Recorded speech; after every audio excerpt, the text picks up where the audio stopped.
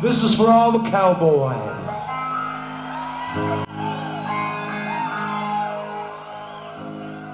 I am just a cowboy, lonesome on the trail.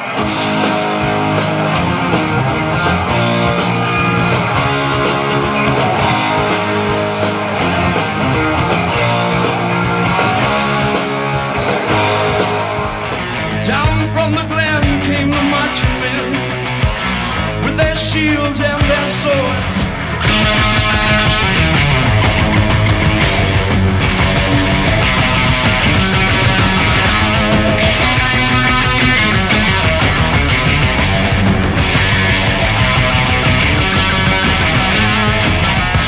From the grave I heard them falling above the battle cry.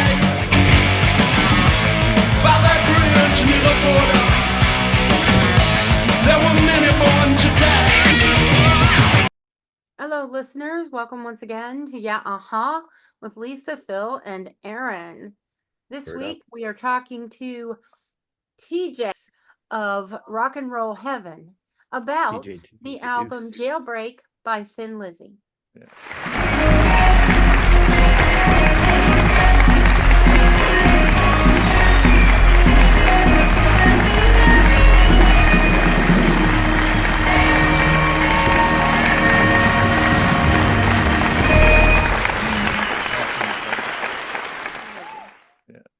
Huh? TJ2, the Deuce. Yeah. Deuce. Don't forget the 2. Welcome, TJ. Yeah, I'm synonymous with poop, apparently. It's important that that be noted. I'm a deuce. Yes. Gotta drop. Hey, You don't want to howdy. drop the Deuce. Well, Yeah. your sister did Greetings give from you the name, so there you are. Greetings from the Palmetto State. Hey, hey. Hey. So you drinking anything good tonight? Greetings from Buckeye State. Just tea. Just tea? It doesn't make a Just tea tonight, unfortunately. sound. Yeah. No Long Island iced tea. No, nothing of that nature. That's an unfortunate consequence of recording while I'm still at work and having to drive home after. Yeah. Oh, okay. Well, we're all in favor of that. But Yeah, sober driving. yeah, Otherwise, you end up like the guy in that video I sent y'all earlier today. right, Yeah. right. Yeah, that guy. He thought he could outrun the law. Every once in a while, you get that impulse. I guess I think I can outrun him this time, Mhm. Yeah. and he went with it. No, You might want to stick on a straight line though. Hard to make a hairpin turn in a pickup truck going 80. yeah, I thought he was going to roll it right there. It took him a minute before he Yeah, flipped it. He flipped it forward instead of sideways, too. Yeah, yep. It was vertical. which I think you may actually be worse off. Oh, yeah. Mm-hmm. But TJ's fresh off of a series he's done for his outstanding podcast, Rock and Roll Heaven, our favorite podcast, and it's on the topic of Thin Lizzy and its frontman Phil Lynott. And so we wanted to do an album for Aaron's Audio Edibles Mhm. to be a companion piece to that series, because we've been enjoying that. I think it's at 6 shows that have dropped already, right, Travis or TJ? I think by the time people hear this, the seventh and final episode will have dropped. And that's mainly just kind of a post-mortem sweep up. Where are they now on the band members and a few little factoids that came out after. Then, Lizzie's sphere of influence and Philip's legacy and things of that nature. Yeah. The series are great. I used to love it. Man, I'd love it when you guys would sit down for like 2.5 hours, because, you get into it and it's like you just get lost in the story, and you start to get, really relate to the artists. But then you cut them down.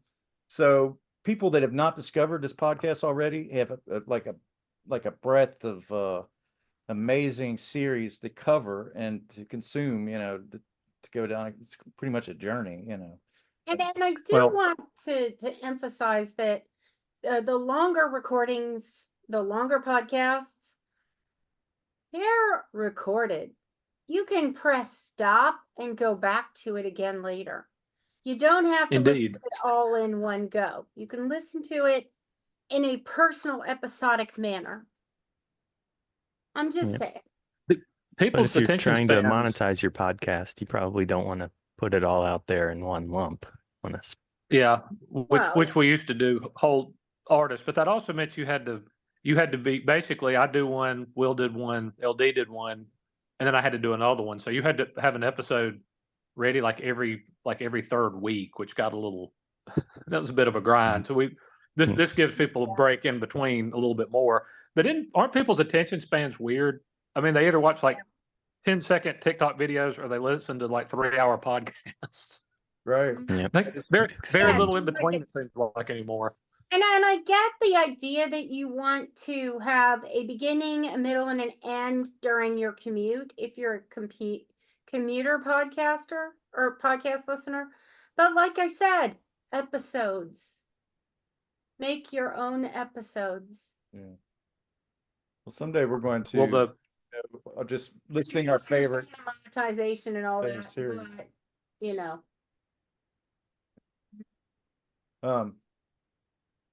So we had a couple albums we were thinking about covering for this. There was a live album that a killer live album, Yeah, I own that one.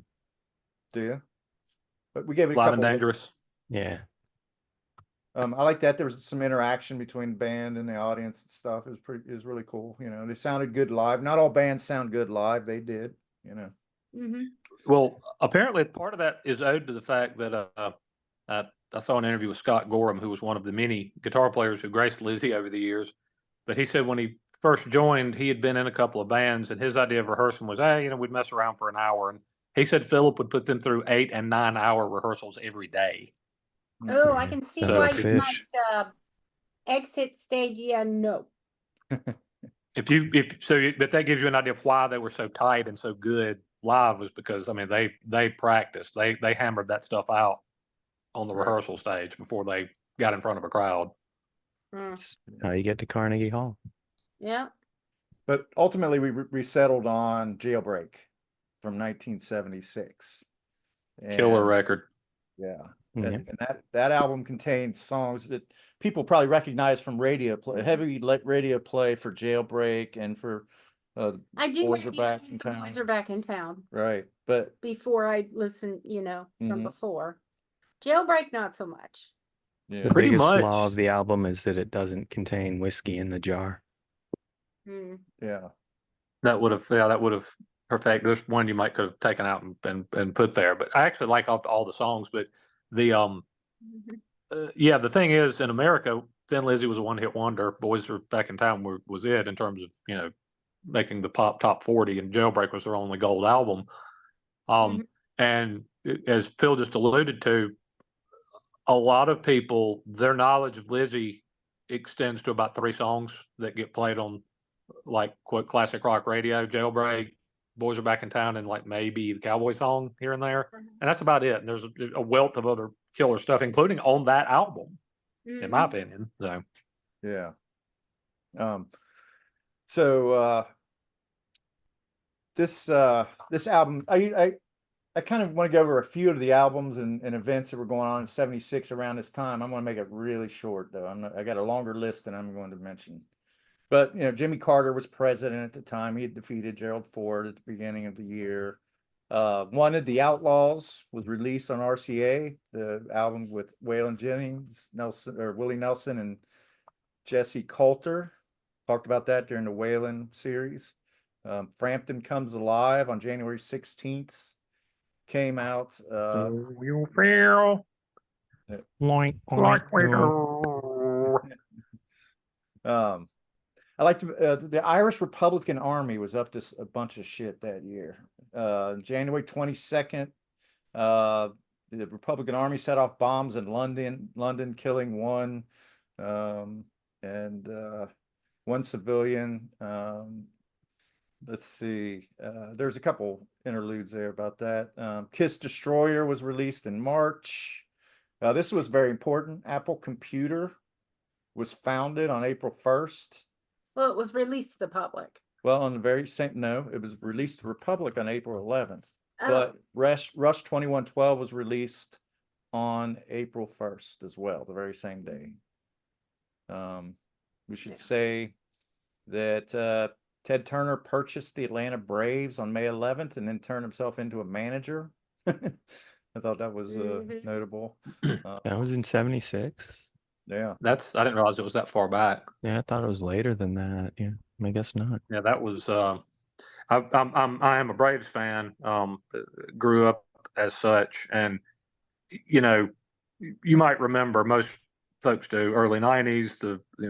They put together one of the best pitching rotations anybody'd ever seen, and they have this unprecedented run of making the playoffs and only one World Series, made it to a couple. But I was a fan in the '80s when there'd be like 400 or 500 people at a game, and the only entertainment value was listening to like Skip and Pete and Ernie Johnson.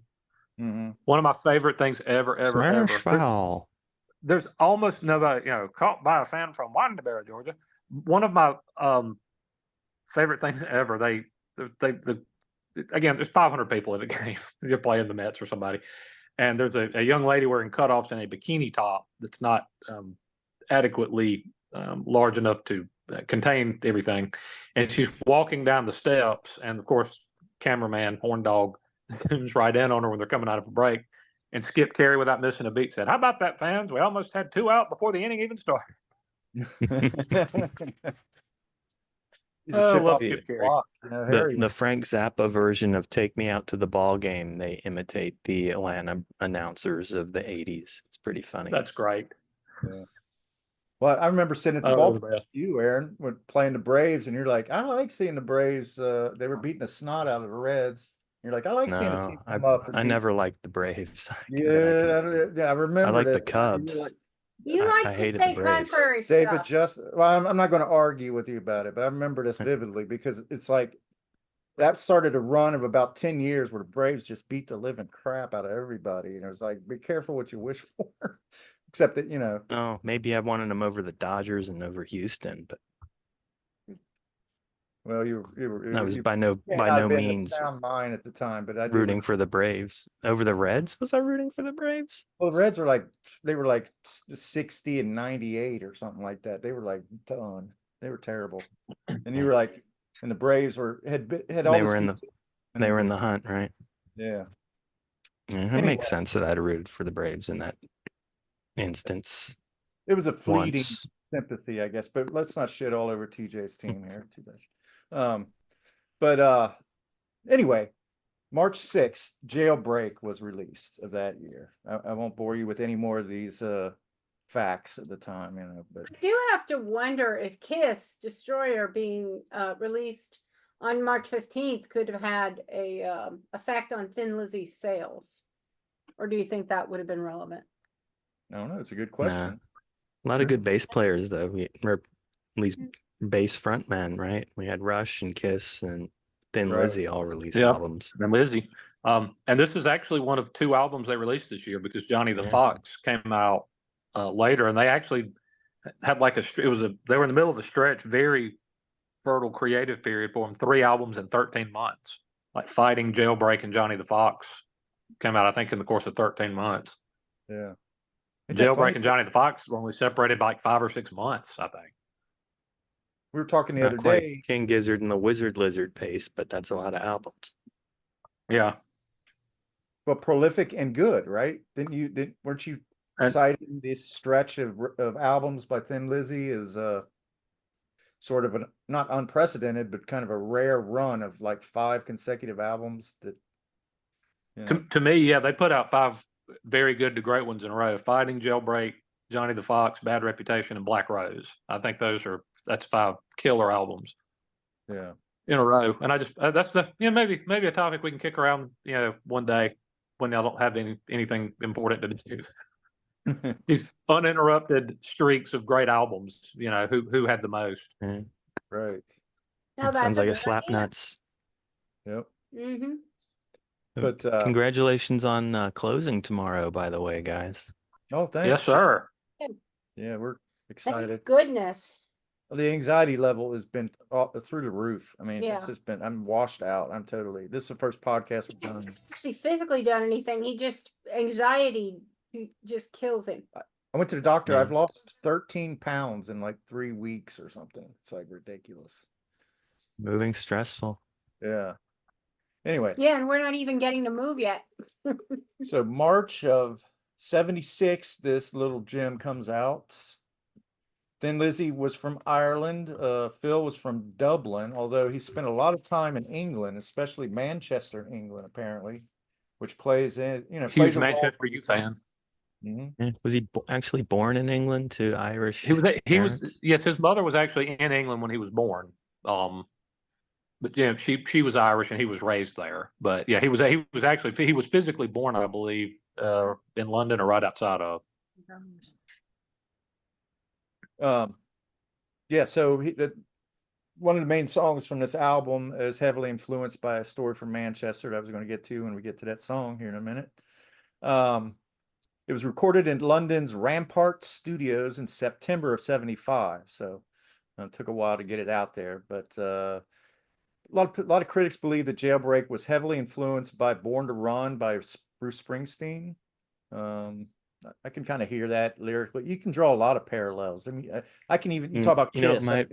My take after listening to this record was that Bruce Springsteen and Van Morrison were in a hotel room, and Bruce hog-tied him and tickled his feet until the stork flew down the chimney, because that's how I understand babies to be made. And Dire Straits was looking in the window the whole time. Wow, Mm-hmm. man, That's an image. that is an image. Yeah. What about where was Hendrix at the time? He had to have been around somewhere. Dead for years. Oh, okay. Yeah, that makes So sense. yeah. Well, it's produced by someone named Joe Alcock, apparently. Mm-hmm. Went gold in America, the only album to do so. Reached number 18 on the U.S. album charts. It was sort of a Hail Mary for the band. It came at a point where they were on the threshold of disbanding. The album is typical of the two guitar, assault that guitarists Scott Gorham Finally, someone and else considers Brian it an assault. Robertson, if not invented, at least fertilized, pioneered, yes. Yeah. And unfortunately, like a lot of things, when they went to support this album on tour, Phil contracted hepatitis at different points in Thin Lizzy's career. Things like that happened that kind of sabotaged our efforts, unfortunately. Yeah, in America, they never really got over here the way they did everywhere else. Partly, they blew 3 tours. One was this one, which could have launched them because they had a hit record and a hit album, and Phil got sick and they had to come off the road. And then another time, Brian Robertson, Robbo, as they called him, was in a bar fight. He broke a dude's leg, broke another dude's collarbone, headbutted a guy in the face, and he ended up getting knocked out with a bottle. But he damaged his hand and couldn't play guitar, so that blew another tour.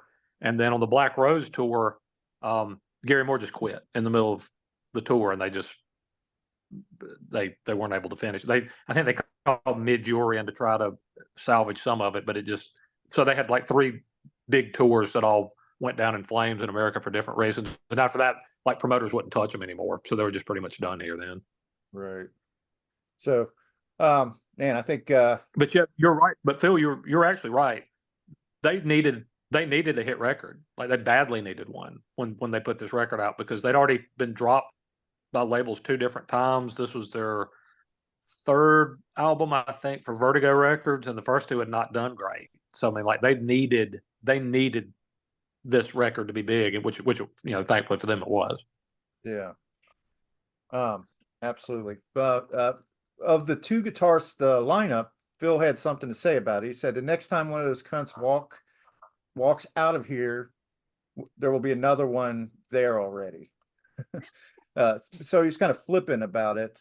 But I just based on the way great guitarists came in and out of this band over time, I feel like that was really a throwaway statement, because he really realized how integral that was to the sound of the band. It's just so fun to say cunts.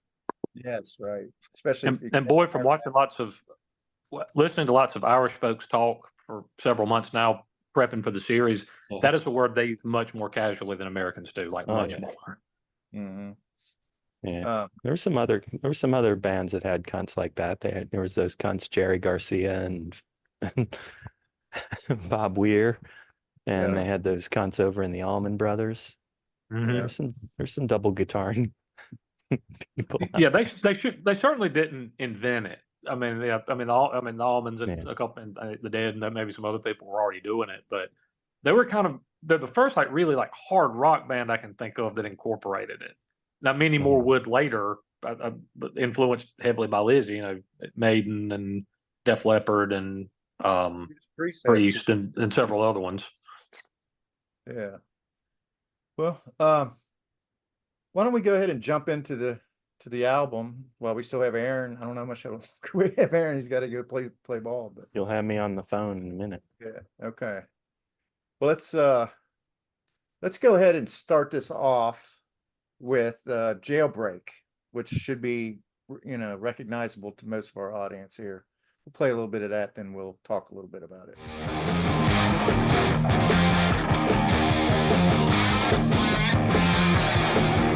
Tonight there's gonna be a jailbreak somewhere in this town. See, me and the boys, we don't like it, so we're getting up and going down. Hiding low, looking right to left. You see us coming, I think it's best. Move away, do you hear what I say? Come under my breath. Tonight there's gonna be a jailbreak somewhere in this town. Tonight there's gonna be a jailbreak. Won't you be around?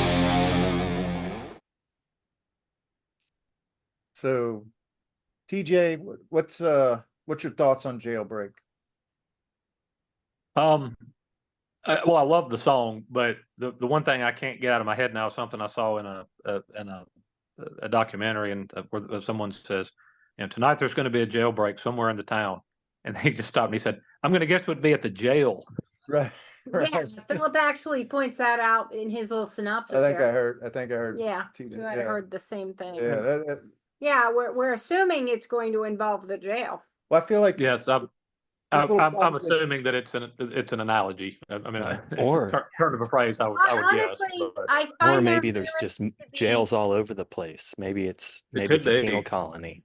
well, it could be. Yeah, it could be multiple jails in the I town. actually find their lyrics to be somewhat, I don't know, the word that came to mind was sophomoric, and I think they're kind of difficult to sing. That's why he has a tendency to go spoken word a lot. Yeah, I like the kind of fuzzed out guitar tone on it. The one thing I didn't know, and it's by the time people hear this, they'll have already been able to hear our final episode. That's the song Jailbreak, and if you listen to it, you can't unhear it. The tone and the riff, Neil Schon admitted he pretty much lifted for Any Way You Want It for Journey. Oh, okay. Yeah, I can hear that.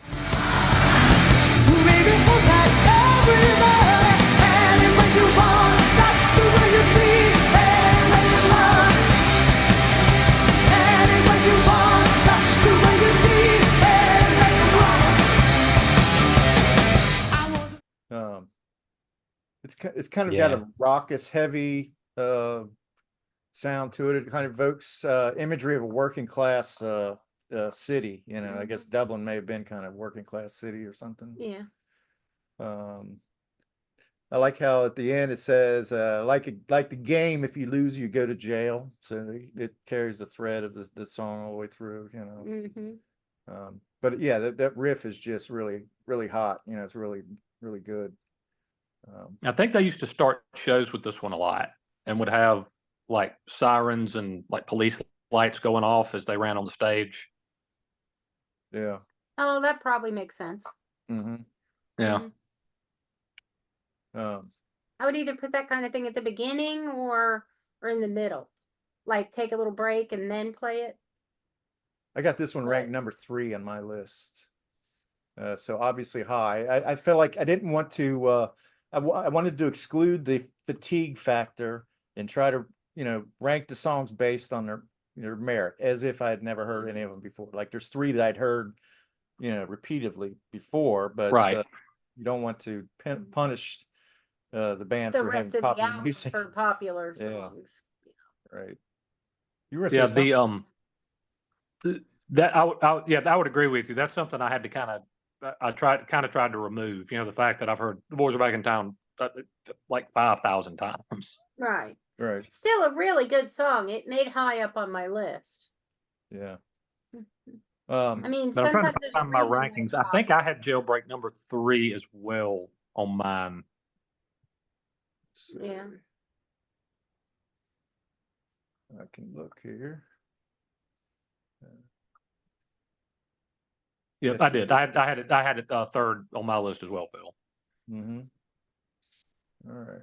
So Jailbreak. So the next track on this, Angel from the Coast.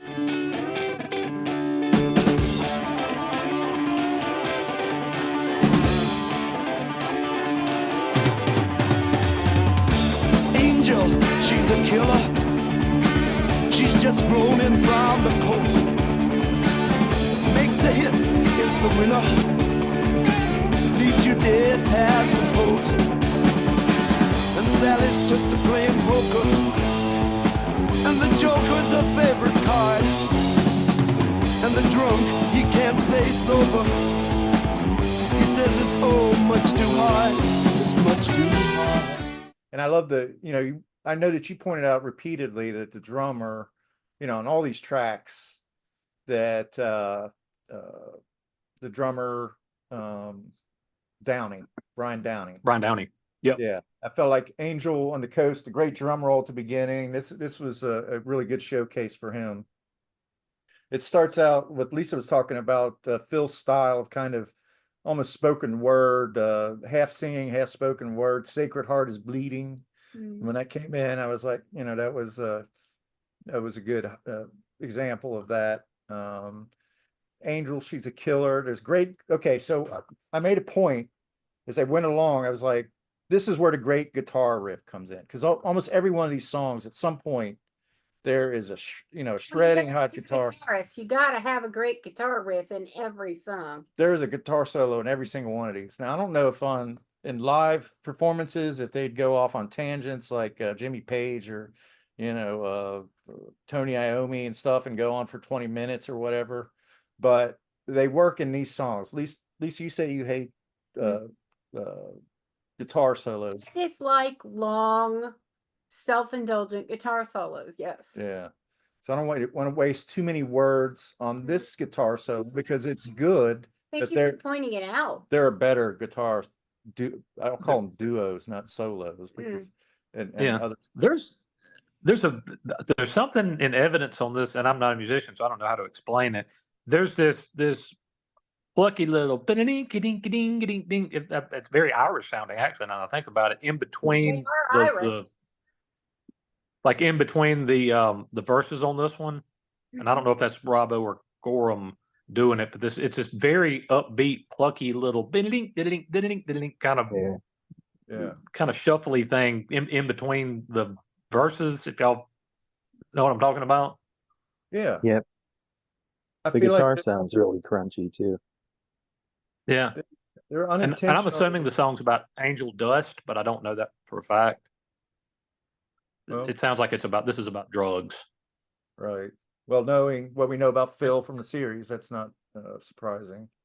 How deep? Well, because Angel, she's a killer. She's just flown in from the coast, makes the hit. It's a winner, leaves you dead as the post, and then the cops come in at the end, and there's bullets flying and all this. It sounds like a drug deal or a drug den of some kind. Yeah, and in the end, the crook got away. Right. Right. Yeah. But how deep was he in? At what point in his addiction was he at? Phil Lynott, where was he at this point? He obviously had his faculties because. Yeah, I mean they drank and did recreational stuff, I think, for a while. Now, like Scott Gorham says, they didn't really start smack until '79, but then Robbo and Mick Wall and a couple other people say that on this tour, the reason it had to be canceled is because Phil got hepatitis from a dirty needle. So, depends on who you believe, I guess. Yeah. Well, didn't he say at one point, everybody talks about the downside of drugs, but they don't talk about how good it makes you feel. Yeah, how good it makes you feel. Unfortunately, Well, yeah. that's because they don't want you to do it anymore. Yeah, well, Mhm. but this may have been a point where he was, ascending. It wasn't descending. Drugs and Yeah. everything aside, and this actually has nothing to do with that. Am I the only one who thinks at times he sounds a little bit like Vinnie Barbarino singing? Listen and see if you hear that. It's kind of like, I was like, is that Vinnie Barbarino? Not Travolta, but Vinnie Barbarino. I feel But like the they have character, different Vinnie voices. Barbarino. Huh? Yeah, like the character. Yeah, the You character. mean Like when the he character, sings Vinnie when he Barbarino, sings right. Barbara Ann, but Barbarino instead? I said a Barbarino, Barbarino,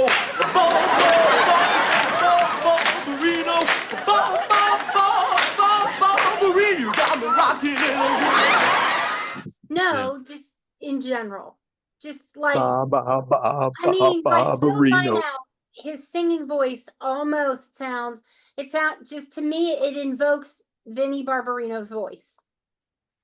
Well, what I'll say, I've heard about this already. You told Yeah. me about this. I was like, well, I don't think that they necessarily sound all that similar. The only thing I'll say that Barbarino's whole shtick was that he's kind of I don't know, cool guy, he's like a tough guy, and Phil also has kind of like a tough guy, Okay. I felt I heard a Exterior. little Barbarino in his voice. Yeah, So that's interesting. yeah, Um, maybe I'm An alone. itty bitty Barbarino. Yes, little exactly. Barbarino in there. Uh-huh. So I thought there was a section of that guitar solo that reminded me a little bit of The Song Remains the Same at the 2-minute mark. Okay. I can kind of hear that.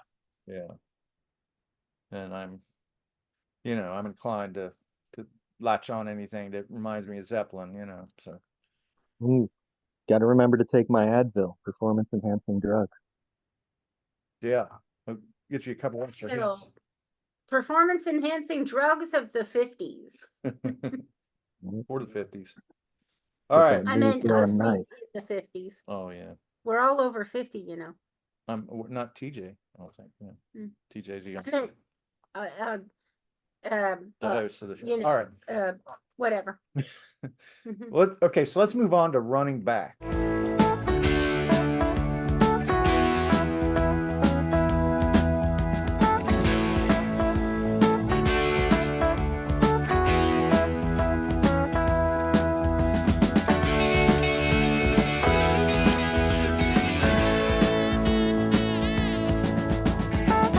I'm a fool now that it's over. Can you guess my name? I make my money singing songs about you. It's my claim to fame. This is not about Gail Sayers or Tony Dorsett. This is not about Barry Sanders. Correct. Yeah. Right. Nope, it's about running back to your former love. Right. And, This song has climbed the list for me a lot lately. Going back and listening to the whole album multiple times for the first time in a while. Anybody who listens to our show knows they were going to release this as the first single initially. That was a thought. Yeah, this one or Romeo and the Lonely Girl. There were thoughts about using one of those two. I don't love like keyboards and synth. What I really don't like is when they dominate and become the sound, especially with a good rock band. But when you use it to supplement and it's not overused, I do. Then I do like it, and that's the case in this one. There is a keyboard. It's the only song I think that has keyboard on it. You will not accompany me to Dusseldorf to see Kraftwerk? Well, people who are just, that's their base to start with. I guess it's okay. Like I don't mind the Cars using them a lot because some of the new wave stuff. But somebody like Lizzy, I don't want to hear them propping themselves up on synth and keyboards a bunch. But it actually works in this song. For some reason, the song simultaneously makes you very happy, but also a tad sullen. Maybe if you listen to it enough, the bouncy little boop, boo, doo, doo, keyboard part is just infectious and happy. But after a while, maybe the lyrics kind of start sinking in, and they're not that happy, really. Yeah. Right. Yeah, I kind of agree with you. It is an infectious keyboard melody, definitely. It's very relentless throughout it, but you don't get, it doesn't wear on you or anything. It's just, but it does. It is kind of ironic that the lyrics are not quite as uplifting as that melody is, but it does. But that might be on purpose. That might be on purpose. I agree. Yeah. But the tra la la at the end obviously reminds me of Van Morrison a little bit. Very that's a clear tip to Yep. Van, I would say. That's a big old yup. You are being honored, Yeah. Travis. Yeah, or Look at the honor, TJ. oh boy. Wow. If Hey, you Kitty. want real, that's Nettle. Yeah, Nettle. Say hi, Nettle. Don't show your ass. Are you kidding? That is the ultimate honor, getting to see the cat butt. That's Look at my oddly protrusive butt, everyone. yeah. That's Kind of what perfect. cats just kind of announce anytime they walk in a room. Yeah. Yeah. Totally comfortable. Just, filling up the And sink. naked. Comfortable That's in their own perfect. skin and with their own butt. Right. Yeah. No, I really like the song. This was one that's Yeah. that's climbed the list for me quite a bit recently. Yeah, me too. Yeah, I think I shot you a message about it when I was listening to it the other day. I was like, you think about I can count on one hand probably my favorite songs that feature a keyboard like that. It's like No Quarter, Break On Through by the Doors, or something by Deep Purple, like Perfect Strangers. Deep Purple had a lot of keyboards, but there's not very many. But this was shows the band is creative and willing to take go off the grid a little bit from their comfort zone. But Yeah, and it's very much an outlier on this record for sure. yeah. But let's go ahead and listen to a little bit of Romeo and the Lonely Girl, the All right. first track on the album. Words I overheard, thought I would move in. But before I could, the lonely girl had fallen in love again. Oh, poor Romeo, sitting out on his rodeo. Oh, poor Romeo. Romeo, he had it rough, the guy you'd like to burn. But everything that Romeo had, you can bet it was well earned. Okay. Romeo and the Lonely Girl. It's got a poppy vibe. Oh, Romeo is sitting all on his ownio. Love the grammar issues. Once again, the lyrics, the poetry is a bit for me. Great guitar song. Not a favorite, not bad. Phil's voice is great on chorus, but hard to get past the use of ownio. Ironically, some of the other lyrics in the song are clever. Never judge lovers by good-looking covers. The train came in, it had to end, but Romeo pulled away. The great shredding guitar comes in at about 150 mark. Okay. Yeah, this is another song that I think the lyrics belie a slightly downbeat, sad lyric a little Mm-hmm. to me. Yeah. Yeah, but I think what it is it's kind of a, the relationship's ending. He's alone. She's left. But at the same time, he's moving on. He's looking to the future. Yeah. But yeah, I see what TJ's saying about. Yeah. It's a little bit lamenting. It's a I don't want to say complaining or whining, but I mean it's like there's a sadness to it. That's again, it's a little different. It's not quite as bold. Yeah. Usually more strident, more. I don't know. Bam, bam, bam. It's like he's a woman's man and he's a man's man. It's like dudes want to be him and women want to be with him. Normally he's not And this was from an era when people weren't afraid to basically just make words up to make things rhyme. Romeo. Oh yeah. Needed something to rhyme with Romeo, and Own doesn't. So Romeo and Oneo, kind of like Roger Miller needed something to rhyme with purple, so he just made up Maple Circle. Yeah.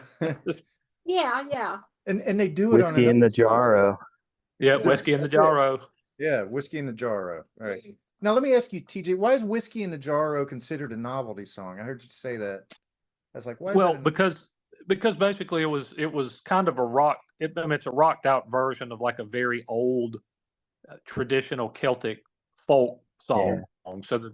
So not novelty like Purple People Eater or some Sheb Wooley tune. This is more kind of like the Gourds Just or an old whoever it was folk doing song, Gin and yeah. Juice.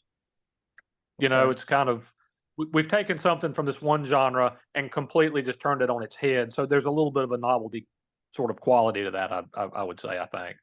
Great, and it's a great song and I love it. But yeah, I mean, it's from that perspective, that taking something from this one genre and absolutely like turning it on its head. But that there was a little bit of a novelty feel to that, I would say. Yeah. Okay. Yeah, I did. It's putting me in safe driving mode, but I have comments on most of the songs on that first tab, Phil. If you want to speak for me while I'm Yeah, let me look rolling. here. Let's see. God, these safety features are going to ruin podcasting. I'm telling you. Yeah, right. You've done a couple of these from your driver's seat, haven't you? On occasion, yes, I have. Let's see. 2012 Hondas are apparently not equipped with safe drive technology. Yeah, right. This has Dire Straits. I think it's the phone upgrade. What's that, Aaron? No, or a phone. It's either the phone or the Zoom upgraded, I think. Yeah. Ugh. Well, you said it had Dire Straits meets Love Child of Van Morrison and Bruce Springsteen vibes. I can see that. Is this the Tra La La La La La song? Romeo and the Lonely Girl. Yeah, the one after. Yeah. Yeah, Running Back is the Yeah, that's a very Dire Straitsy one, I thought. Mm-hmm. Plus, Dire Straits has a Romeo song too, but I thought the guitar solo was Dire Straitsy. Okay. Yes, they do. Yes, Romeo and Juliet. You're right. And Knopfler and Phil were friends, so. Mm-hmm. Oh yeah, he appeared on a couple of Phil's solo albums later. I had no idea. Yeah, they did a song called King's Call about Elvis, and then they did one other one, and I can't remember the name of it. It was from his Philip's second solo record, but. Well, I don't have anything to say about Romeo and the Lonely Girl because Lisa read all my notes. But okay. I did like it. Sorry. I wanted to contribute. I forget where I had it. I had that. I had it number 7. So obviously I was a little lukewarm to it because I really like the heavier. I like the heavier songs in this. I actually had it 8th, although I do like it. There aren't any songs on this record I consider bad, so I had to put it somewhere. Yeah, I'm with you on that. Yeah, it's like it's not so much you're something I dislike as you're just not you're my 8th favorite. Yeah. On this album that has 9 really good songs on it, so. Yeah. Well, like Warriors. Okay, our next track is Warriors. Let's play a bit of that. Yeah.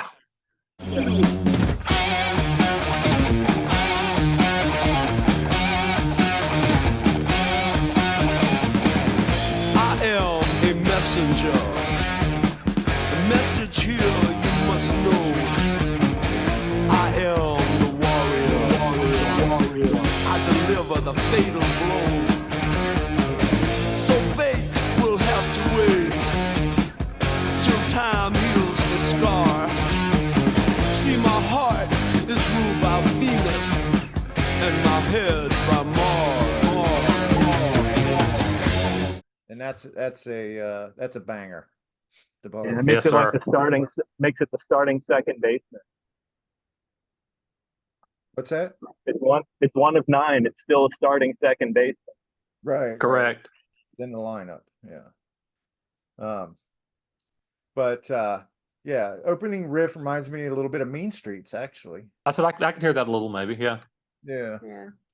I mean, it's hard to say that Eddie Van Halen sounds like, draw parallels between him and anybody else. It's such a signature sound, but it just feels like, this band inspired a lot of other bands. I hear them in Kiss. I hear some of the some of the guitar riffs from Thin Lizzy kind of reminds me a little bit of maybe Kiss might have borrowed a little bit from them too. Mhm. But anyway, it's about hardcore drug users. It's It one of is. the more psychedelic songs, obviously. I guess we talked about this already. He may have been starting to, really get into some heavier drugs like heroin and stuff by now. The phrase when he says he's my head is ruled by Venus, or what is it? Mars ruled by Venus. My heart is ruled by and my head Venus, is yeah. ruled by Mars.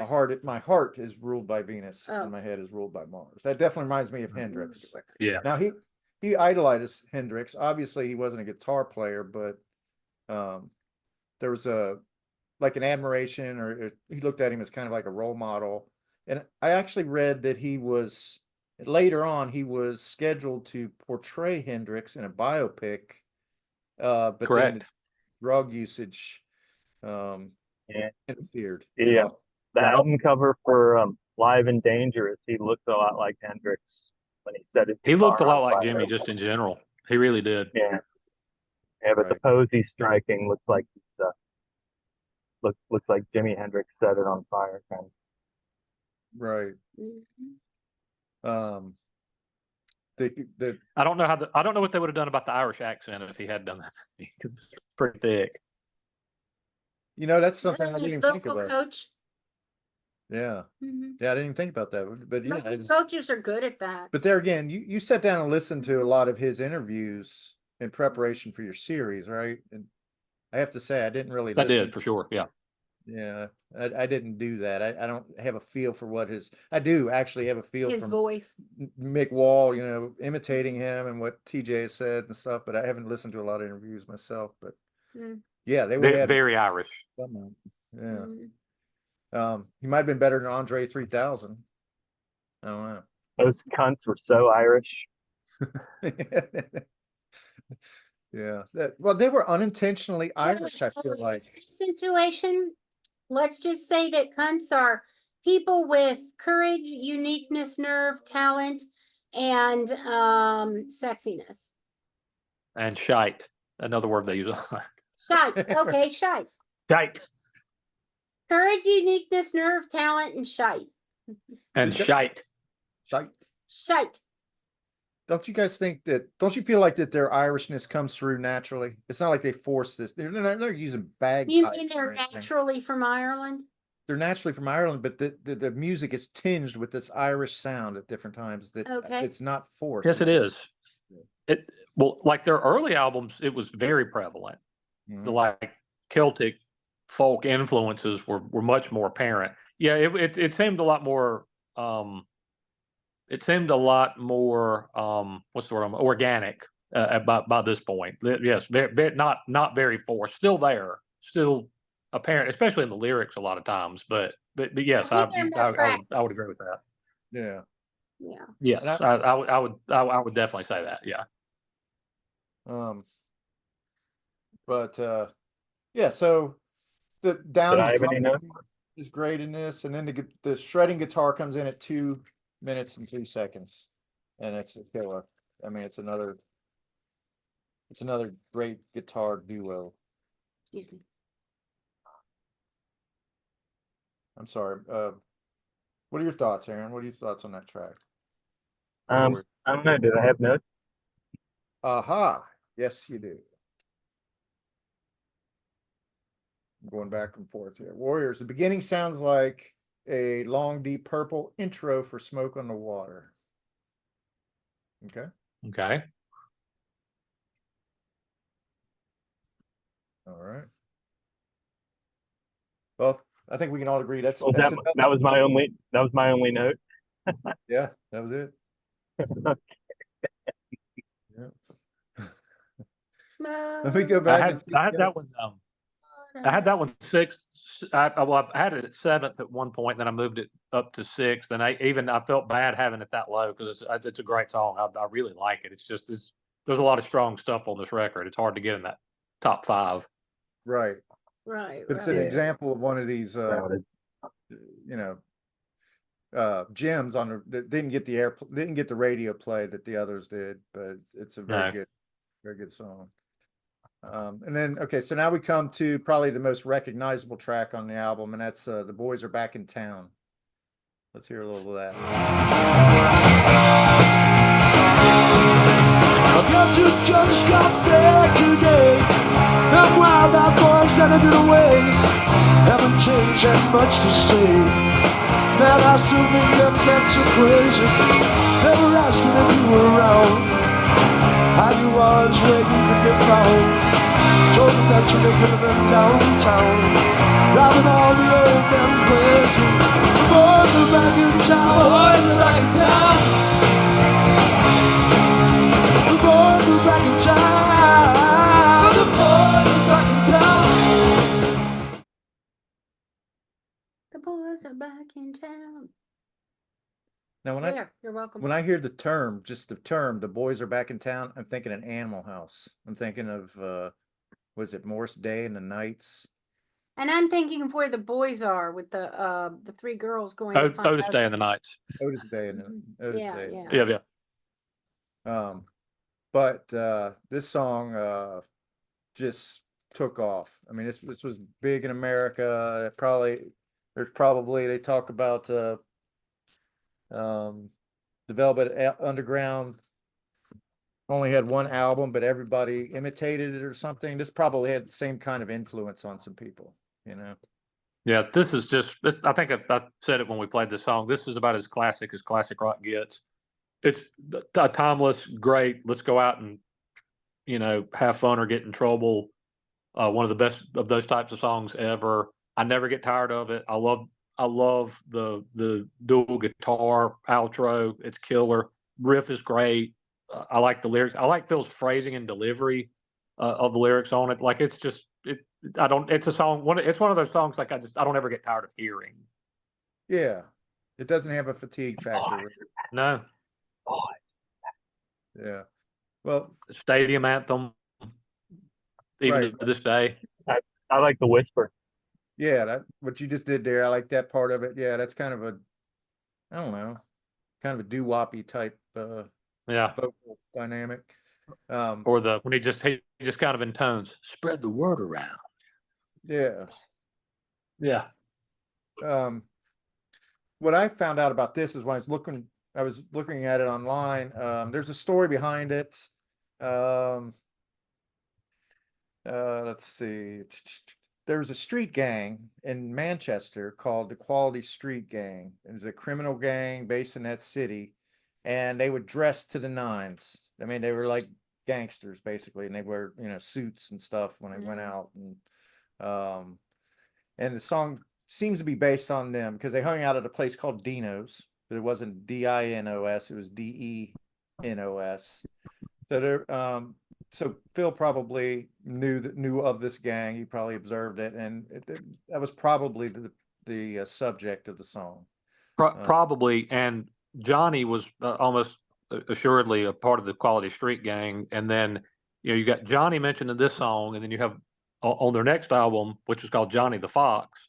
There's one song called Johnny the Fox Meets Jimmy the Weed, and then there's another song that's just called Johnny. So a lot of Johnny's working their way into Phil's lyrics in this little stretch. Yeah. You think it's all like one guy, maybe like his I don't know, his mentor, dealer, guru? No. He had to be somebody that was fairly important because most of Philip's lyrics were pretty personal. Mm-hmm. A lot of Philip is in his lyrics. So if you listen to some of the early stuff, the first song I think that they did was called "The Farmer," and if you listen to it, he's talking about his uncle and cousin and like a lady he knows that works at the bank and all this kind of stuff. It's like intensely super personal, his life kind of stuff. Mm-hmm. So yeah, I'm sure Johnny was a real person, and I'm sure he was somebody that Phil knew very well. Definitely. Yeah. Aaron says, iconic bass line, iconic whisper. Obviously, he really loves the whisper. Yeah. And I do too. It's really, it's a nice effect. It's a nice touch to the song. Yeah. Light and heavy, But all right, here's one that I know Lisa really liked. Let's play a little bit of Fight or Fall. After all this time, I tell myself that I'm not just wasting time. Oh, I'm not that way inclined.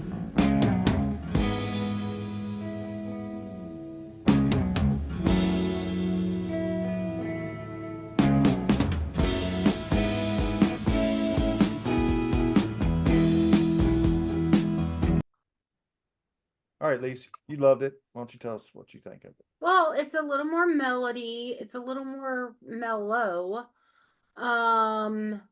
There was some like echo and a little production done to Phil's voice, which I guess I kind of liked. Some of it might have been a little more than whatever, but it was my number one. Right. Mm-hmm. And I don't hate it. I don't either. I don't, and what I'm about to say, I don't mean this as an insult, but it sounds almost yacht rocky. Like it almost sounds like it would fit between like America and 10cc on some like AM 70s gold collection they used to sell on infomercials. It's that very mellow mid-tempo I admit rock, it's and I don't dislike it at all. Lyrically it's kind of a inspirational, hey, let's get together and do something great kind of a message.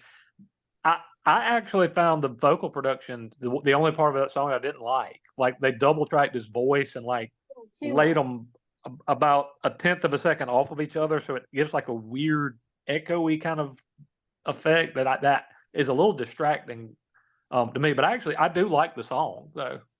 Mm-hmm. Yeah, this is definitely the most mellow track on the record for sure. We have to remember that I am not a fan of the hard driving guitar solo. And I'm not really a fan of hard rock music as much as you guys are. Okay. So you're more in LD's corner. She's not a huge hard rock heavy metal person. Right. And, more into we're not going to audiobook. like the same song the best. Yeah. Yep. And I am okay with that. Well, they wrote this one for you. How about that? Yeah. But Aaron says he likes the solo, but hate the telling myself stereo effect going from ear to ear. Says it's overproduced. And that kind of I agree. Yeah, and that's where you kind of have to listen to it on certain kinds of I'm just listening to it on Alexa or YouTube. I'm not using fancy headphones that do the stereo effect.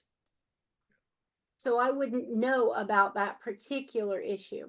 I think I had it last, but as I said in our thread, I'm not, I can definitely see why you would pick it first, and I don't dislike the song for sure. Right. Same. I had it last, but I don't dislike it. I don't dislike the song at all. If the vocals had been a little cleaner, if they'd been a little less produced, this may have been a little higher. But there's only so high it could go on this on this list though, because everything else is such a banger. But right. All right. So Thea participated in our friend Admin Thea, who does a fantastic job promoting Rock and Roll Heaven and coming on our show occasionally and just spreading the word on Facebook and other social media outlets. She loves the cowboy song.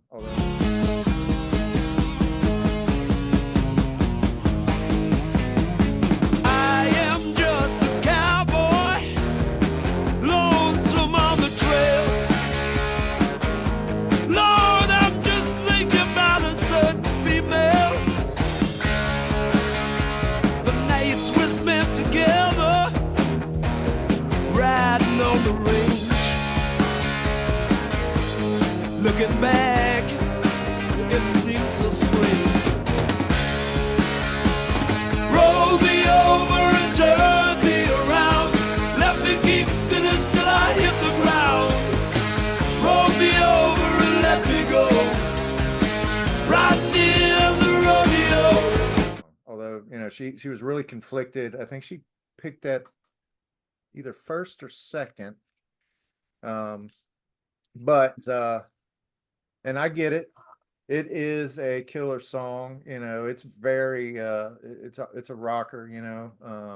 The lyrics are great. Talking about roll me over and turn me around, let me keep spinning till I hit the ground, kind of suggests riding a bronco or something like that, being in the rodeo. So that's very descriptive. It's okay, amigo. I think it's a sex rodeo, Phil. Oh, you think?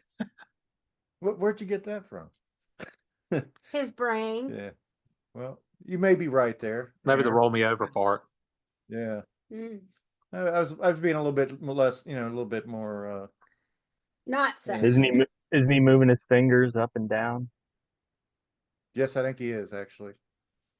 Good All right, point. all right. Well, thanks for the imagery, Aaron. That's cool. But Yeah, that's Phil was actually as a boy he was I think a huge fan of like American cowboy movies. So I think this is probably, and the lyrics kind of sound like they're almost from the perspective of a young person who is enamored with cowboys and westerns and stuff. The campfire light and the starry night and Romeo, rodeos and buffalo down to Mexico. All that kind of stuff. But it's cool imagery, and I like the slow to fast, quiet to loud.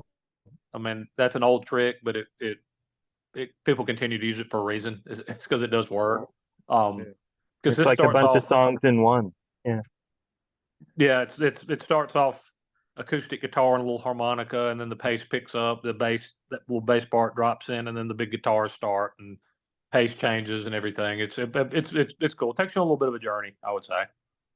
Yeah, and then there's the situation like in Europe, especially Germany. Even to this day, they are obsessed with Native American and cowboy culture. right. To the point where how we have Southerners who do mock battles. Well, they do that over there. Yeah. Oh wow. It's really a thing over in Europe, so it kind of makes sense. And that was going on back, I know it for sure, it was back in the 80s, because my dad's German girlfriend who was from Germany would talk about it. Yeah, that's what that's what Europeans would idealize about America. The American Right, West was like right. total, fantasy for them. Like they think Yeah. that represents what most of Cowboys America and is like, and the American West and So I felt like it was a little bit, Mm. I don't want to say naive, but it was a little bit innocent or something, the way that Phil wrote the lyrics for this. It was pretty, but the song kicks ass, though, for sure. Yeah, definitely. Oh, we're fixing to close with a bang. Yep. All right. Yep. Emerald. I know this. I just want to click in here. I said to Philip, it is the obligatory, I'm sober, people. Epic medieval, song that every rock and roller has to have in their repertoire. Yeah. Oh, and it's a great, that's down Yeah. from the glen came the marching men with their shields and their swords to fight the fight they believe to be right and overthrow the overlords. We don't have enough epic battles, ogres, dragons, and secret gates to hell in music anymore. I think that's something that's missing. I'll just go on record of saying that. Right. An ambitious song. Yeah. Yeah. Yeah. More secret gates to hell, please. Again, the riff sounds Irish to me, it's Okay.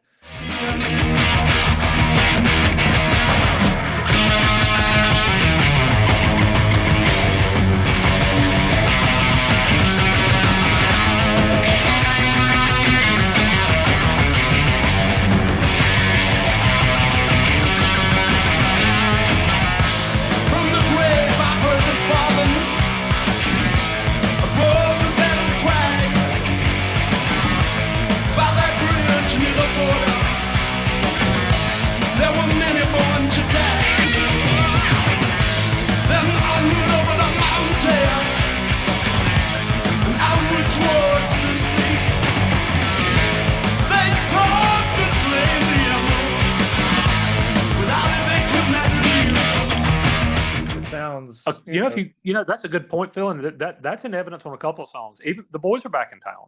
I mean, it's basically like dee dee dee dee dee dee dee dee dee dee. Yeah. I mean, it's a very Irish jig sort of tune.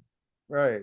And that's special to be able to be so heavy and be, draw the admiration of these yourself in it. of like these heavy metal bands, you've inspired and stuff, and yet still have that type of personality to it. Yeah. I think the outro guitar parts on this are just epic. I love them. This is actually Lizzy dipping their toe in metal. I mean, I consider them much more of a hard rock band and kind of an eclectic one that would visit, R&B and funk and folk here and there.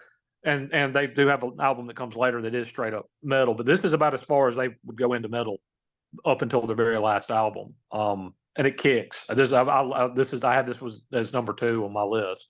Yeah. I really, really like this one a lot. Well, the first time I heard it was on your show, and I think LD, Will, you all really like this song. All in agreement on this one. And odd for LD to like one this heavy, to be honest with you. Yeah.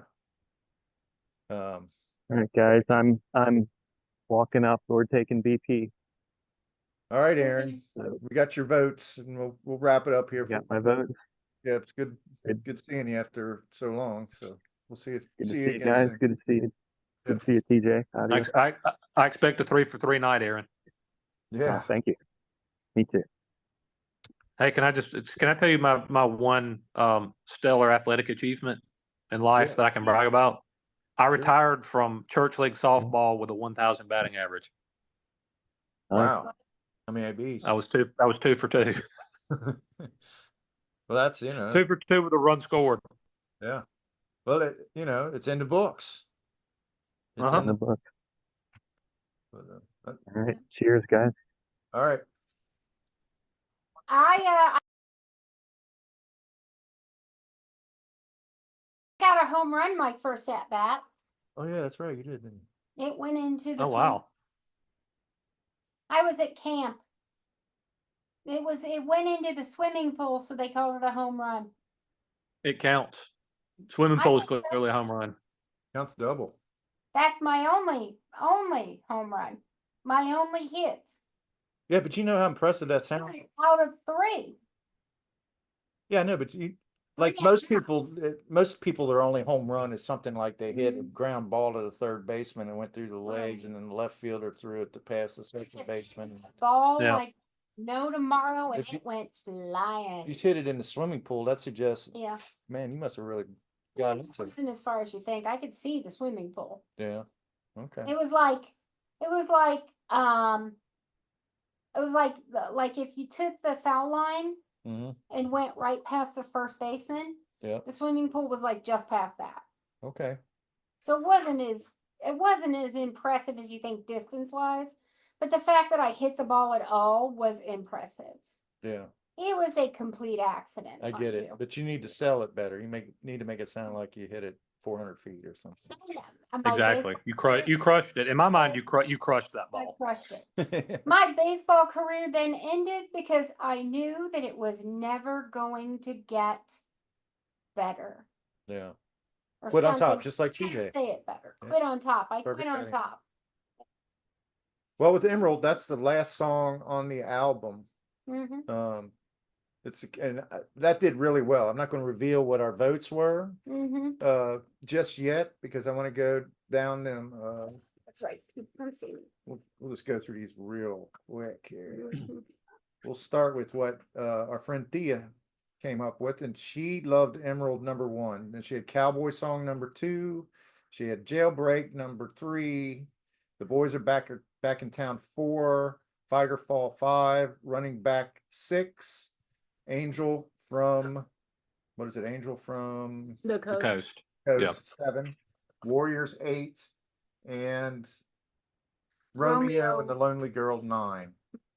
Lisa, what did you have?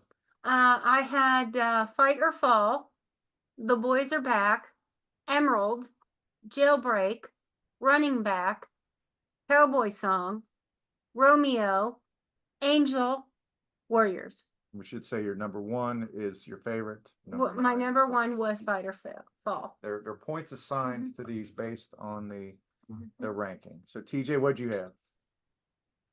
I had Boys Are Back in Town first, then Emerald, Jailbreak, Cowboy Song. I vacillated on my next ones, but I ended up putting Warriors next, then Running Back, Angel from the Coast, Romeo and the Lonely Girl, and then Fight or Fall was last. Okay. Yeah, I'm gonna say here you and Philip are so close. Yeah, we are kind of close there. Yeah, you're the same. Ours were pretty close to identical. Yeah, one or two flipped around, but yeah, Cowboy and Warriors are flipped, and Angel and Romeo are flipped. But otherwise, you guys are the same. Okay. Well, I'm not going to read mine off then because Okay. for the sake of expedience here. So Aaron had Cowboy Song number 1, Emerald. Okay. Boys Are Back in Emerald's doing Town really well. number 3. Yeah, pattern is emerging. Angel from the Coast number 4, Jailbreak 5, Romeo and the Lonely Girl number 6, Running Back number 7, Warriors 8, and Fight or Fall number 9. So that's all of our votes. Well, my number one. I think we got it. Oh, this sounds like a hot two-way race. Yeah, you could probably, you might be able to figure it out here, but the results are in, and we'll start with last to first here. The last song on the album that that accrued the least number of points at 13 is Romeo and the Lonely Girl, Which is Warriors. oddly one that they considered as the lead single before they decided to go with Boys Are Back in Town. Yeah, that's not our fault. Yeah. Well, and I'm surprised that Warriors is number 8 with 16. I thought it would have ranked a little wow. better. Yeah, I thought I Tied with Angel from the Coast for 16 as well. right. Number 7, Fight or Fall. That's what you get for letting girls in. Yeah, right. Yeah, it poisons the waters. I'm surprised Fight or Fall got such a high, considering it was like 1 number 1 and 4 number 0s. Number 5, Running Back at 20 points. Jailbreak at 32 points is number 4. Tied with Cowboy Song. Right.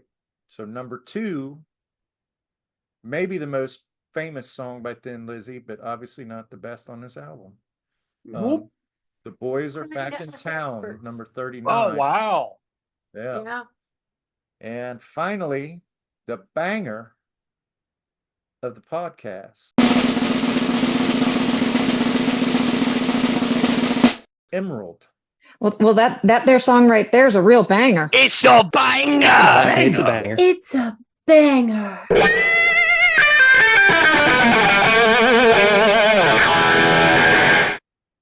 Oh, wow. Great song, though. Yeah. Obviously, you really miss that medieval, Gates from Hell kind of feel. Yeah. Well, that doesn't surprise. I mean, I really love that. That song just rocks. It really shreds. But all right. So this was a great album. I really enjoyed this one. I enjoyed your series. Well, thank you. I'm wondering, are you up to doing an Elite 8, or do you want? Sure. Okay, let's go ahead and bring that up here.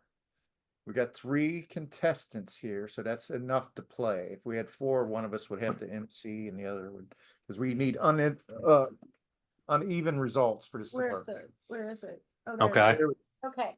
So what we went for here with the Elite 8 was bands fronted by a bassist, because we thought that was somewhat rare as far as what we consider great bands fronted by bassists.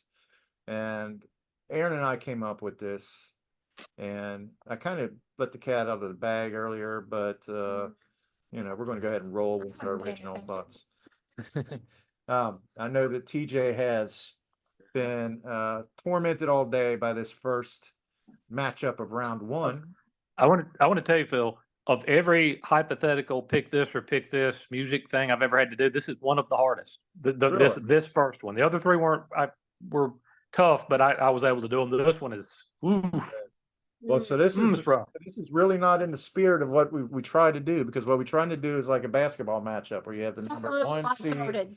versus the number 8 seed, but this obviously that's not what we got here. I didn't realize you were such a fan of both of Geddy Lee of Rush, is Sting of the Police. Yeah. This is two great bands, two guys who both sang lead, two guys who both played bass. I love both. I love both bands. This is almost like a this is almost like a 1 versus 1 seed. This is like we've gotten to the Sweet 16 already. Yeah. Man, What if I is the got to Elite pick Eight? one, yeah, or well, that's why we call it the Elite Eight. Yeah. You know what? I guess based on larger body of work, I will take Rush and Geddy Lee. Okay. Like they had Geddy hits a half court 3 at the buzzer Right. to win this one. Now, Sting was astronomically famous. The Police were Yeah. all over it one time. Mm-hmm. And when you think about Well, I mean, I've heard of Sting, I've heard of Rush, but I haven't necessarily heard of Geddy Lee. But then I don't follow music the way you gentlemen do. well, think of Walking on the Moon. Mm-hmm. The bass line of that is iconic. Okay. Dun, dun, dun. But what I'm basing it on is Mhm. I think 5 Police Body of work. studio Yeah. albums versus like 50 by Rush. Right. Rush is Not 50, but it's way more. It's considerably more than. There's a much bigger body of work for Rush than the Police. Well, I'll go Rush. I all have right. no problem with that. Geddy Lee, it is. Did you go with Geddy? Yep. Well, Okay. All right. yes, I would go with Geddy also, but once Lisa said Geddy, then it was over. But Yep. all right. So Motorhead, Lemmy versus Pink Floyd, Roger Waters. This is another hard one, but just in terms, and I do love Lemmy, and we'll be doing a series on him in the fairly near future. But it's hard to trump Pink Floyd. Yeah. I'll have to go with Pink Floyd. Yeah, I'm going Pink Floyd. Okay. You brought me around on Rush, but yeah, I wasn't gonna go anywhere else. All right. Well, that's tough because I love Lemmy. I think that he's such a historic, almost a historic figure. Considering He is, and he's the embodiment of rock and roll. I did not realize until a week or so ago that James Hetfield has some of Lemmy's ashes tattooed into his middle finger. Oh wow! Oh, cool. Wow. Yeah, that's. He has the Motorhead cross done on one of his middle fingers, and it's actually made with some of Lemmy's ashes. Wow. Cool. That took some thinking there. I wonder if he consulted his wife or what. I don't know how he came up with that idea, but that's You're cool. welcome. If you decide to do a tattoo with my ashes, I'm cool with it. Maybe. Well, no, that's not going to happen. Yeah. All right. He's planning to die right before me, like 2 minutes. So he never has to live without me. Let's turn it dark here. It's rock and roll, bitch. It was dark. Speaking of which, Rick James, bitch, Couldn't- versus Primus, Les Claypool. First, I love Rick James. I took lead on the series of Rick James, and I really got an appreciation for his catalog. Right. But if we're just talking straight up bass player, very few people can touch Les, and I would take he and Primus. I get it. I'm going to say that too. I'm going to intercept before you even Okay. come up. I'm going to say Les Claypool. Okay. I just wanted to say Rick James, bitch. I know, so did I. It's like- I just wanted to say Rick James, bitch. Right. Rick James. That's part of the bitch. fun of I guess having if he was, podcast. I guess if he was Irish, it would be Rick James. Yeah, right. Didn't Rick? He hung out with Jim Morrison, right? Didn't we? learn Yes, he that? did. They got stoned and went to Disney World. Were denied admittance to Disney World because they were so high. Wow, I'm shocked. that was a great series too. That was Not. a little bit shorter, but it was a good one. That was the most whack thing I think we've ever done. Those 3 episodes. That was like absolutely, and that was bananas from the jump. Right. And I think that's the Yeah. one that spun off into the conversation about LD having been on the Chappelle show. Yep. Okay, well, Yeah. that makes sense. And we went and looked that up. We found that on YouTube, watched that. Yep. Because Yep. he did the Rick James bit. She looks so cute. Yeah. She looked so young in that thing too. She was she was like the early 20s, I think. And I think she was Hard to believe. That they was that was 20 years ago. teenagers. That was 20 years ago. She was on that. Yeah. Yeah. Then she was. I think they were teenagers going on like their first grown-up On dinner the first date, they were, yes. Yeah. Will looks so different then. Yes. Oh no, it wasn't him. I'm sorry. All right, so our last matchup is Kiss, Gene Simmons versus Typo Negative Peter Steele. Oh, this one's no contest for me. Kiss, Gene. Okay, please. I'm gonna have to go Kiss. All right. Sorry, babe. I would have gone with Peter Steele. I would have, but I get it. He's the Yeah, but didn't he? He died, right? yeah. Okay, that's probably why his catalog didn't go further.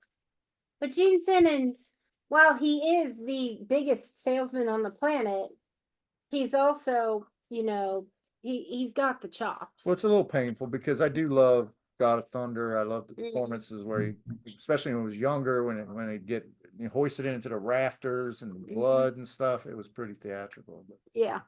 I do like. Well, the shoes alone for me. All right, Mhm. we're going a little bit more in 5 minutes, but let's move on. So the second round. This is the final four. We got Geddy Lee of Rush versus Roger Waters of Pink Floyd. Ooh. Now, okay, put one point of order. Are we talking the bass players, or are we talking about the bands? We're talking in total. We're talking about the bass players. The bass players. Yeah, they happen to be the lead singer. I got you. Yeah. Okay, but we're judging this on the bass players, not the bands as a whole, correct? Correct. Yeah. Okay, Geddy. Okay. In another agonizingly close match, but yeah, I would if we're just judging on the bass, I'm going with Geddy. All right. I'm gonna stick with it. Okay. Yep. That's a sweep. I gotta go with Geddy Lee too. Yeah. And I think we know who's gonna win on this the second matchup. yeah, second matchup is Les Claypool of Primus versus the Demon, Gene Simmons from Kiss. Love Gene, but again, if this is a bass contest, it's hard to beat Les. I would go with Les. Yeah. Yep, you agree? Ditto. Okay, and that's a sweep also. And to think he actually auditioned for Metallica. Huh. Oh, you mean after Cliff Burton? After Cliff died, yeah. Wow. I do remember reading something like that. And I was like, how would that work? It's like he's versatile. I don't know though. He's not. I mean, they have some really. Primus has some heavy stuff. I mean, they have some super. Heavy metal stuff, but he's a lot more funky. There's a lot more funk in his playing. And supposedly he walked up on the stage and said like, "Hey, you guys want to jam on some Isley Brothers tunes?" And they just kind of sat there and stared at him. He was like, "Okay, let me just plug the bass." Yeah. Well, he's thing here, and I think they liked him, but they said he was. They thought he was kind of weird or whatever. But yeah, he may not have been a great fit for them, but he fits right in with Primus. He's such an individual, and Metallica comes across as kind of cliquey. Like if you're not in with James and Lars, then you're going to get hazed. Like Jason Newsted got hazed and Bullied. Yeah. If you've never heard it, I just extolled the virtues of Primus's like real heavy stuff.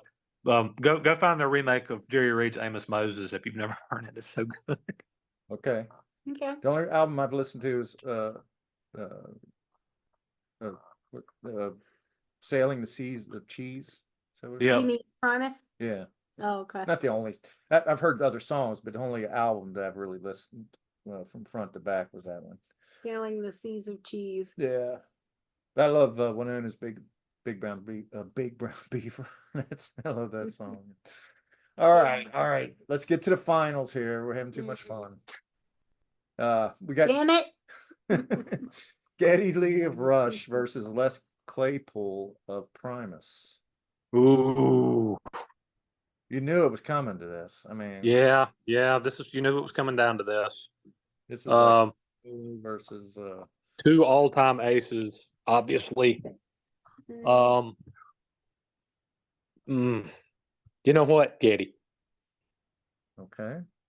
Give me the dude that can sing and play the bass and somehow play the keyboard at the same time. Yeah. Which I never quite understood how he does that, because he actually kind of does if you've ever seen Rush. I have no argument with that.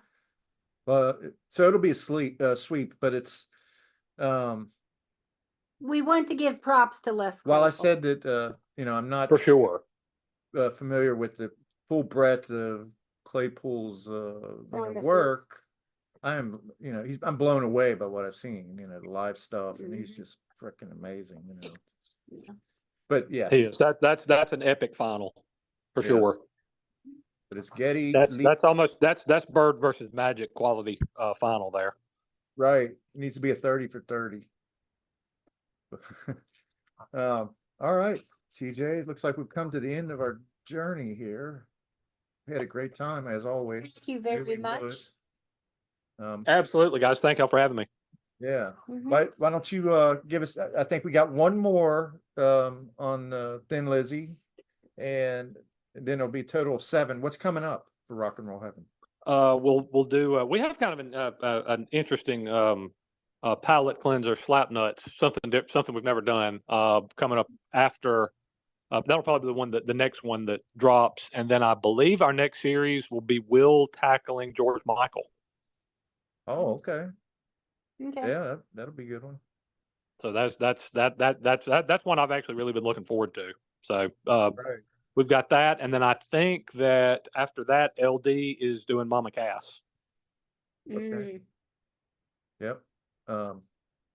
Yeah, one day we got to do a show simply talking about our favorite series from Rock and Roll Heaven, because there are some that from all 3 of them, there are ones that just stand out that I love. Sometimes I'll go back and listen to some of them, but anyway, we love you guys. We love having you on, and it's good to be back podcasting after a kind of a layoff, and we'll get back into swing of things. Absolutely, and glad you guys are back. Glad the home situation is finalized, and that you're doing awesome, and back kicking ass and taking names on the interwebs again.